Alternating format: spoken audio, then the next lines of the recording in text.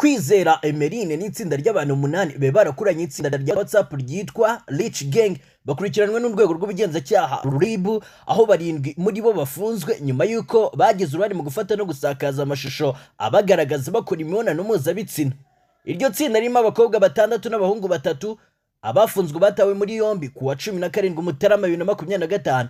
Umuvugizi w'urwego rw'ubugenzacyaha RIB Dr Murangira Bitseri yavuze ko ati nibyo koko kugeza ubu twafashe 9 barimo abakobwa 6 n'abahungu 3 bagaragara mu mashusho amazi iminsi asakazwa ku mbuga nkoranyambaga bakora imibonano mpuzabitsina. Bakurikiranwe ibyaha birimo gukoresha ibiyobyabwenge, gusakaza amashusho y'urukozasoni mu ruhame no gukora ibitera isoni mu ruhame. Abari gukurikiranwa uko ari 9 bahuriye mu itsinda bise Rich Gang ari naryo bifashishaga mu gukwirakwiza aya mashusho y'urukozasoni barimo Ishimwe Patrick, Wineza Nelson, Gihozo Pascaline, Kwizera Emeline, Uwase Salia, Uwase Berize, Shakiru Uwase, Rucyana David na Banza Julie bose bafite hagati y'imyaka 20 na 28. Barindwi muri bo bakurikiranwe bafunze mu gihe abandi babiri bakurikiranwe badafunze bafungiye kuri station za RIB zirimo ya Kicukiro, Gikondo, Remera, Kacyiru na Kimironko mu gihe dosiye zabo ziri gutunganywa ngo zishyikirizwe ubushinjacyaha. Aba bakobwa n'abasore bifataga ayo mashusho bari gukora imibonano mpuzabitsina bakayasangiza abagore cyangwa abagabo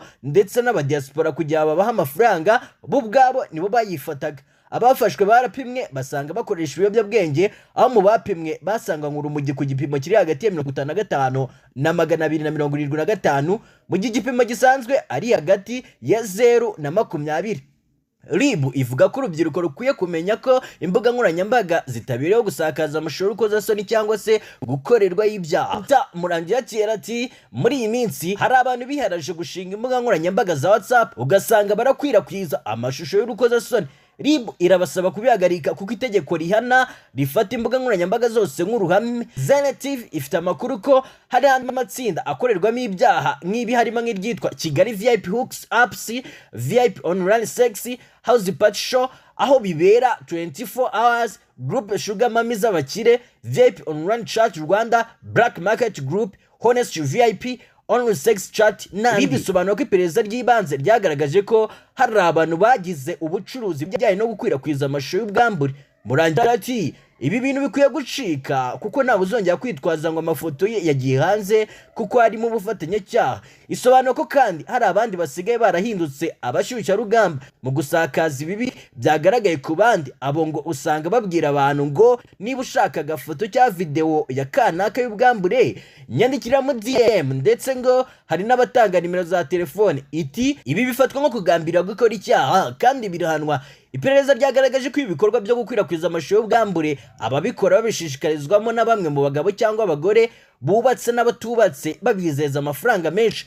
Perezida Paul Kagame ubwo yari mu masengesho yo gushimana ibyiza yakoreye igihugu ku wa 19 Mutarama 2025 yatangaje ko bidakwiye kubona mu muryango w'abama abantu bagenda ku muhanda biyambitse ubusa kuko bihabanye n'umuco. Ati muri iki bintu no ku mbuga nkoranyambaga intambara zirirwaho z'abana bato bari aho bambara ubusa ku muhanda bakambara ubusa. Wambara ubusa se abarati iki undi adafite? Twese tudafite. Nta dini ribaho ryo kwambara ubusa. Yongera ati nta muryango ubaho kwambara ubusa. Ariko se buriya kwambara ubusa ntabwo ari bwa busa, burya abambaye ubusa no mu mutwe. Ni ubusa buri mu mutwe nicyo kibazo, niho bishingira. Umukuru w'igihugu yongeye ati mbwira rero ukuntu wakwemerera umuryango nyarwanda kubaho gutyo. Nubwo twicaye aha nk'abayobozi inshingano tuzaba twuzuza nizihe?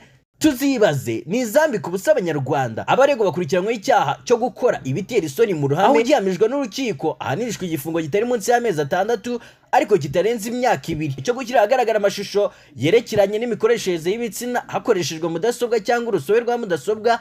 Uwo gihamye ahanishwa igifungo kitari munsi y'imyaka 3 ariko kitarenze imyaka 5 n'ihazabu y'amafaranga y'u Rwanda atari munsi ya miliyoni 1 ariko atarenze miliyoni 3. Icyaha cyo gukora ibikorwa byerekeranye n'ibiyobyabwenge cyangwa urusobe rw'imiti ugihamijwe n'urukiko ahanishwa igifungo kitari munsi y'umwaka 1 ariko kitarenze imyaka 2 cyangwa imirimo y'inyungu rusange. Ikindi cyaha gikurikiranywe nicyo kumviriza ibiganiro, gufata amashusho cyangwa kubitangaza ugihamijwe n'urukiko ahanishwa igifungo kitari munsi y'amezi 6 ariko kitarenze umwaka 1. Icyaha cya nyuma abakurikiranweho nicyo gutangaza amakuru y'urukozasoni hakoreshejwe uburyo bw'ikoranabuhanga ugihamijwe ahanishwa igifungo kitari munsi y'amezi amezi 6 ariko kitarenze imyaka 2. Nyitwa Jay ku bwa Zan TV.